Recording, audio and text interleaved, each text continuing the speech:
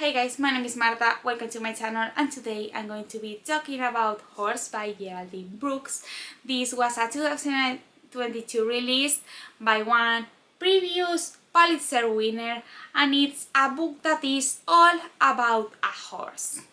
This is a piece of historical fiction that deals with the story of this very famous horse that won lots of races in the United States in the 19th century and which received the name of Lexington. This is a book that is told in three different stories, so in three different perspectives, set in three different time periods. The first one is that of Jared, who's the slave that took care of Lexington and who made sure he was okay for the entirety of his life. It's a timeline that really discusses and dissects the way that slaves and horses were similarly treated and all the parallelisms that exist between both of them in the 19th century and probably afterwards. The second perspective is that of Jess and the Theo, who are two young people, one of them doing a PhD, the other one is a scientist, who meet because of this horse that is seen in a painting that Theo is studying for his PhD, and that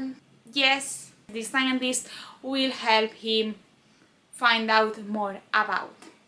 And last and third perspective is that of Martha, who is a woman who in the 50s became obsessed with this painting of a horse which is no one else but Lexington. As you can probably guess by the fact that the book is divided in three different timelines that all intertwine and that are featured as different chapters of the book, so one may come after the other. This is a book that you might struggle a bit reading, since if you don't really vibe with one of the storylines, you might not feel like reading that part. I personally was not entirely reading that of Marta, but that was my personal opinion. When it comes to the other two, I quite enjoyed them, even though this was not my favorite book I ever read, as I will say at the end of the video. Now, going back to the story, I think I'm going to focus more on the storyline of Jared, since it's the most intriguing one and since it's the one that takes the biggest amount of pages in the book. Jared's storyline is that of a slave who moves to different owners depending on who gets the horse. Since he was young, he had taken care of Lexington, who before that had another name, and he refuses to leave him, so he will follow his horse to the different places it goes. It's a storyline that really focuses on the bond that was established in the 19th century by these slaves who were these horses groomers, and the horses is a story that really dives into that relationship, that establishes a lot of parallelisms between both situations, and that really discusses how both the figure of the slave and the horses were slaves of this American capitalist society that was starting to get created and to get established, in part because of these horse races that were all about getting money, basically. It's a storyline that is really sad. You can really see how the horse starts getting older, starts getting sick, and it's quite hard to read at some moments because it's honestly really sad to see how going through all of these races, how being forced to work a certain way despite the fact that Jared did all he could to treat him as best as he could and to ensure that the horse was okay, it still ended up being a bit damaged because of everything that it had to go through. This timeline is not only narrated from the point of view of Jared, but we are also able to see how the famous painting that appears in the other two stories is painted, and we really meet different slave owners and we really get to see how each of them treated Jared in a different way. Some of them were abolitionists, so you can see how they treated the slaves in a nicer way, and some others really didn't care about him and treated him as if he was not a human being. It's a storyline that teaches you a lot of race, about how black people were treated when they were slaves in the 19th century, and it's overall a very enriching plotline in the novel. When it comes to the other two timelines, I don't have much to say about them. As I have just said, I really didn't care about Martha, so I didn't pay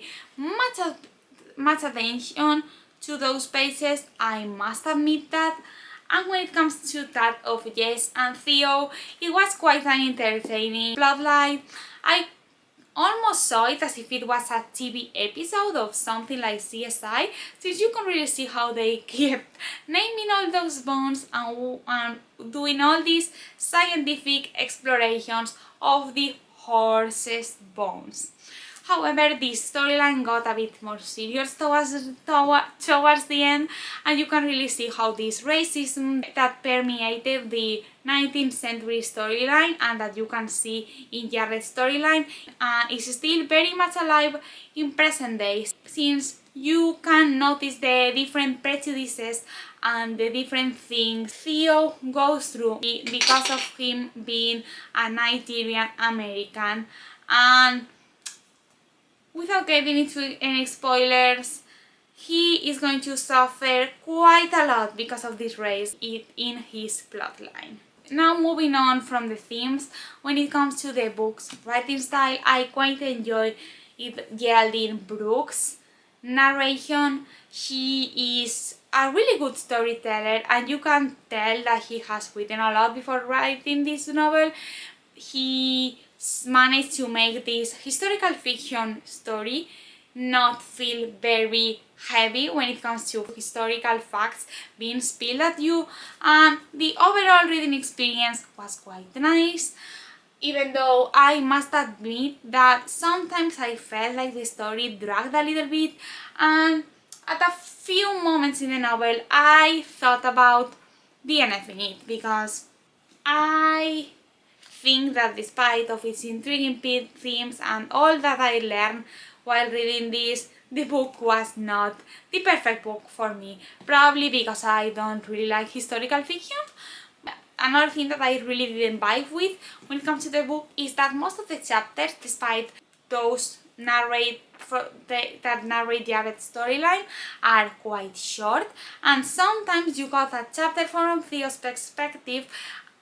and then you went back to Jared, and that one from Theo was short enough for you to not really gain anything from it, and sometimes they even felt like mere fillers, because what is the point of making a 3-page chapter when you are going back to the other perspective afterwards? But anyway, to wrap up this video, I ended up